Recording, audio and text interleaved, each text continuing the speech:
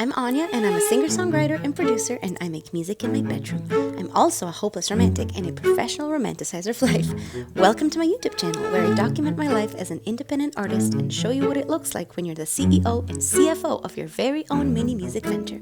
So sit back and relax, grab an aesthetically pleasing drink and snack, and join me on my adventure of taking music from an idea on the Voice Notes app to a fully completed song and music video that ends up residing forever on the World Wide Web. Let's go!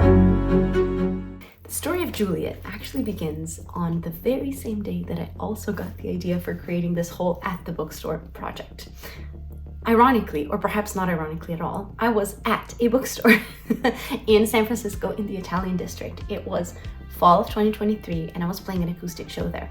And it's this wonderful, gorgeous, cozy Italian bookstore. It just channels every single rom-com energy you could possibly imagine. It's beautiful. And as I was waiting for the show to start, I was kind of browsing the shelves, chilling around, I was trying to kill time and looking through the different book covers. And one of them really caught my attention. It said, The 100 Loves of Juliet. Now, because I was getting really excited to play and the lights were kind of dim already, I totally misread that title and thought it said The 100 Lives of Juliet. But in that instance, my imagination started running wild. I was like, oh my gosh, there's so many stories that I could talk about this woman. First of all, Juliet just sounds like such a wonderfully romantic historical name. And I just started getting all of these ideas about this fearless, wonderful, headstrong woman. And I was like, oh my gosh, this is a song. I have to write a song. And as I was in my head kind of coming up with the storyline of this Juliet character, I was like, wait a second, this is the second time that I wrote a song based on a book cover that I saw. Why don't we make that our the overarching project for next year, maybe the year beyond as well, is what if all the songs are actually book covers, and so each of the songs hold their own little mini world, mini story within them. And because I was at the bookstore when I came up with the idea, I was like, you know what, that actually sounded kind of like a cool title for the project, is At the Bookstore, and it's just a bunch of books that I encountered while at bookstores. So that's what the project is. I'm wearing your t-shirt, it smells like roses after rain. That was dumb, I tried to flirt, but you mess with neurons in my brain. Blah, blah, blah, blah, blah. I was writing about it. I took some parts that are personal to me, I kind of took inspiration. I started with the character as sort of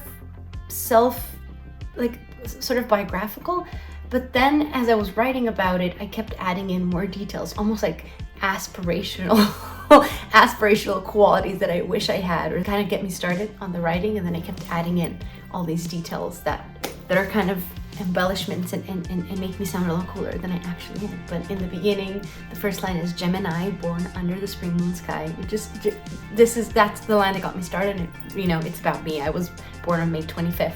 And then as I was writing, I realized that it really turned into this celebration of being a woman and all of these nuances and seeming contradictions that make us women, and I think very often there are occasions where we want to be painted with a broad stroke and she's this, she's that, but I think she's fierce, she's strong, the end of story. But this song, I think, really captures all of the complexities and the juxtapositions and that really go on in not just being a woman, but being a human, really. And one of my favorite lines that captures that is in verse 2, and it goes, she floats like a butterfly, stings like a bee, she's tame as a river and wild as the sea.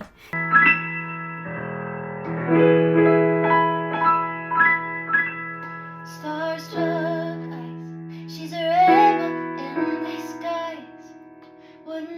Couldn't see it if you tried. It's so deep, it's so neatly wrapped. We're gonna do that again. Oh, starstruck eyes, she's a rebel in disguise. Couldn't see it if you tried.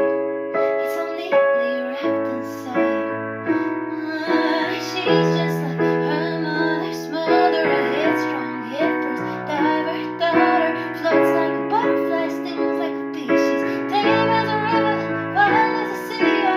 And yes, I absolutely did borrow this Muhammad Ali quote. I've had it written down in my notes for such a long time, and I've been meaning to use it in a song for years now. But here, it kind of made sense because I think it really, in a nutshell, captures the contradictions, you know, like gentle and lovely, if you will, like a butterfly, but stings like a bee. She's also tough. She's tame as a river, you know, she can seem very composed and put together, but wild as the sea. She also gets mad and upset and frustrated. And I think that's probably my favorite part of the song. And if I were to give someone like a pitch of the song, that's the line I would give them. I was like, that's it. And as I was writing it, initially the song title was The 100 Lives of Juliet. But as I was, you know, kind of finishing it up, the 100 was kind of clunky as I was singing it. It's the 100 Lives of Juliet. Kind of clunky, but also what really bothered me was there was really no reason for that number, especially not in the lyrics. I was like, well, it makes no sense. Like there was no other reference to any sort of number. It didn't make sense to me. And so then over New Year's, I was watching TV and there was like an ad came on TV, commercial for a documentary show that someone was doing about Martha Stewart, and it was called The Many Lives of Martha Stewart. And I was like, oh my gosh, I should totally use that. Many was, first of all, it sounds a lot smoother, a lot more kind of wavy, and I would call it like a more melodic word as opposed to 100. 100's very clunky, and it worked really well with the melody. And I was like, all right, okay, it's now The Many Lives of Juliet, and it solved my content problem where I was like, yeah, it made no sense to be 100, but many makes sense, you know. She's a multi-dimensional character. She can be many different things. That totally makes sense. The interesting thing about this song, looking back now, is now it's probably, I think it's one of the strongest songs I've written, but in the moment I was so unsure about it that I almost didn't release it. Like I was done working on Diver at that point, and I kept playing the Juliet song on piano, and I was getting so self-conscious about it. I was like, this is not good. This sucks. I'm just gonna, whatever, I'm not gonna use this song. I'm gonna write something else. And then one day, in like the depths of my artistic desperation, I was messing around with the piano. I was just getting really frustrated. I was like, ugh, I don't know what's wrong with this song. It makes no sense to me. I don't know if it's good. And I started messing around, and I started just playing single notes in the left hand. I'll go like this. I was like, I'm so over this, I'm so bored. And I started singing over it. So I was like, Gemini, born in the spring moon sky, couldn't change it if you tried. She's got roses on her mind. Watch them grow. And I was like, wait a second. That kind of revitalizes the whole thing. Like, that sort of kind of makes sense. And that's what then sort of like brought new life and new energy into the song. And I was like, okay, I think I can make this work. And so I based basically the entire production off of that moment on the piano, off of this like single note thing. And I was like, you know what? That should kind of be like a synth bass, like a super punchy synth bass. And then when I started, like that was my starting off point in the production. And then naturally I was like, okay, now we need to have the drums come in. And the drums have like this very steady 4-on-the-floor kick to it. And it's at a very, how would I say that, like an ideal walking speed. And that's when I then had idea, you know, that's when I then had the visual. I was like, you know what, this should kind of be like a main character theme song where she's like walking down the street. And so that propelled the whole process forward. And then the entire production really turned into, how can I elevate and emphasize this motion of walking? You know, I want everything to feel like it's moving forward. And so there's a guitar riff in there in the beginning. Dum, down, da-da-da-da-dum, dum, down. And so everything that kind of gets layered on top of each other, but they're all working towards this cumulative goal of making it feel like almost like a power walk down the street. The many lives of Juliet. Almost on the red eye, catch a glimpse of her dress, and she sat upside with her headphones on, and I hope so high. It's the many lives of Juliet. 2,000 years later. Alright.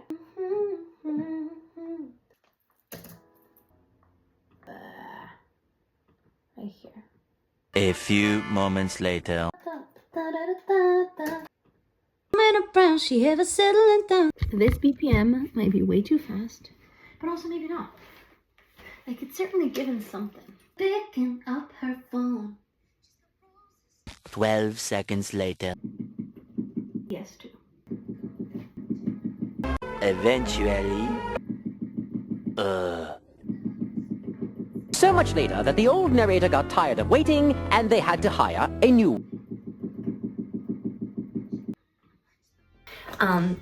And so I love that it was very synthy, because my whole idea was to capture this modern woman. But then I also had this aspect of this sort of historical Georgian Regency era of Juliet and that Jane Austen component. And so I was thinking about ways to incorporate that in the production to kind of blend in the meaning of that as well. And I was like, oh, you know what's great? I've been using strings in all of my songs for the last few years. Let's do that with strings. And so it's a relatively uncommon thing to have a bunch of acoustic, like almost like classical style melodies in a synth production like this. And so I thought that was like a cool little juxtaposition, which both has the Jane Austen and modern character element, but it also kind of hints at the juxtapositions, the contrasts in the actual character, the nuances of her personality. And so I wrote a bunch of different string arrangements for it and these little melody fills that kind of come in and out. There's even a part that's one of my favorite parts in the production where all of the synth production strips away, and it was just like this, almost sounds like a string quartet accompanying the pre-chorus. So you're like, oh, there's kind of something romantic and nostalgic about her, and then it propels us back into the modern day when the bass comes back in. It is time to start exporting tracks for Juliet, for the Many Lives of Juliet. Oh, there's a dead bug there. Ooh, I need to clean that up. But I need to clean everything up today, not the bug, the tracks. Just kind of double check that all the track names are solid and make sense. And then there you go. No, it's not moving. And then send them out to the live musicians. Everyone gets a packet of the audio tracks and MIDI tracks, which is basically just a digital representation of the pitches and lengths that they need to play. So they can input it in their own sessions and figure out what they need to play that way. So I need to create a separate file for the drums, one for electric guitar, one for bass, and one for live strings, so like cello and violin. And then send that all out today. It's one of the more tedious parts of the process, but I kind of love it. I love organization in general. I like that things are super neat. But it is, in a way, it's also annoying because it's a lot of waiting for things to export and to load. But you can't stop being focused, because if you do, then you name a file wrong, you put it in the wrong place, and it all falls apart. So wish me luck.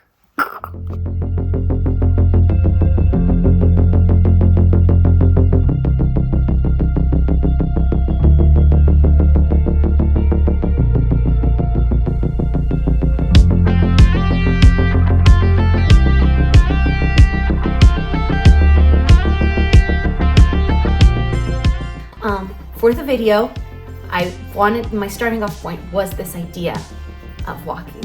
And so I was like, I had this strange idea. I think I was watching one of those like 12-3-30 workout videos. Like, what if this video is just me walking on the treadmill? That'd be kind of cool. So that was the walking component done. And I was like, okay, well then we also somehow need to hint at the fact that there's many different sides to this character. And I was like, what if I just put on a bunch of different outfits, like one that looks a bit more like country or like western, one that's like a workout outfit, one that looks really put together and posh, one that's kind of like more like a gardener, like farmy, like just a bunch of different really characters that were walking on the treadmill. And I was like, okay, all right, I think that's our video. So I found this wallpaper on Amazon that actually resembled the cover that Vida Iglica did for this song quite well. It has like these vines of roses, and the color palette is very similar to the colors that Vida used in her cover. And so I had my dad basically glue that to a leftover background that we had from last year's videos. And so he glued this wallpaper, it's meant to be like wallpaper for the room, on the background. We set it up outside. It got like a little treadmill on Amazon, like the cheapest version possible. It was so, it was very thin to walk on, so I kept doing like this weird camel walk. And so I set up a selfie camera and I like basically walked for like 3 hours straight and just like ran inside and changed clothes really quickly, changed outfits, and then ran back outside. I was such a mess. It was kind of a mess. In the moment, I had no idea what I was doing. I was like, ugh. Like I had everything pre-planned in my head, but as I was going through it, I was really worried. I was like, oh, I don't know if this is gonna work. Like I was sweating. It was surprisingly hot that day. It was just a lot of things together that in the moment, I did not feel like I was killing it. Let me tell you, plus I was like trying to rush so much because I I knew that I was gonna run out of sunlight. There was like a specific time of day that I could start on. It was like around noon. Then I only had like a window of like 4 hours, which sounds a lot, but I did 5 different takes for each outfit. So I did walking and lip syncing, walking without lip syncing, running with lip syncing, running by itself, and then running in slow motion, like at a 60 frames per second video, so then I could turn it into slow motion for the video if I needed to. Next look, which I call the flower power. I don't know. Ugh, I tried pigtails, but it looks strange. I don't know. Honestly, at this point, I'm too deep into this to really second guess anything. I'm running out of time. I'm just kind of going for it. Half of the things that I'm doing are probably going to be terrible. But, you know, at a certain point, you just gotta do it. And then I'm trying to get like as much content as I can, or like as much footage as I can, and then I'll just edit it and see what works and what doesn't. And that's where we're at right now. Let's keep it going, besties. All right.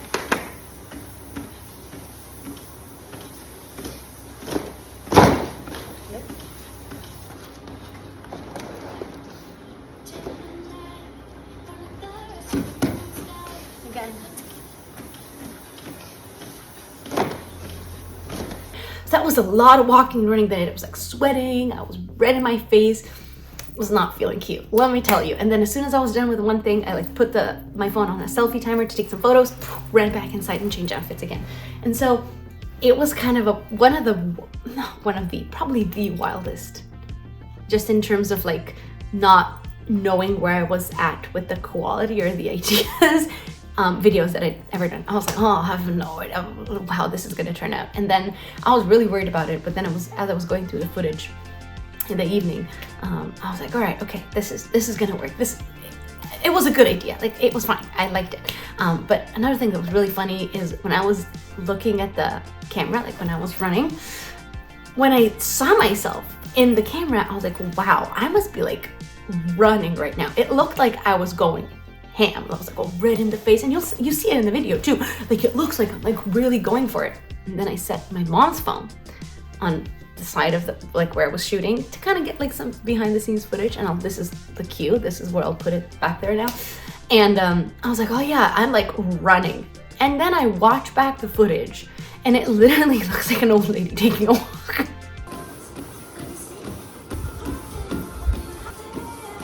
Like it was so pathetic. That was a big reality check. Like I was like, I'm glad this is keeping me humble, because in the moment I was like, I'm so destroyed. I look wild. Like this, I must be like running. I must be like a gazelle on this thing right now. And then I watched that footage, and I was like, well, you know, self-awareness is a virtue that I'm yet to attain.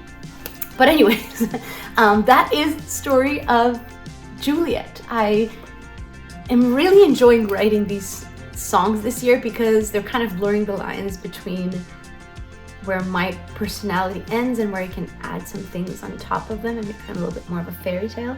So it's been really fun from a creative process to kind of step outside of the realms or the themes that I would normally write about. It's kind of both challenging me, but also making the process more interesting for me because I get to explore different areas that maybe I didn't in my previous songs. So I hope this song helps you do a little power walk down your street or down the city or when you're doing your commute. And I hope it helps you celebrate, or I hope it gives you some main character vibes. There you go. And helps you celebrate all of the nuances and contradictions that make you, you. Many Lives of Juliet. There we go.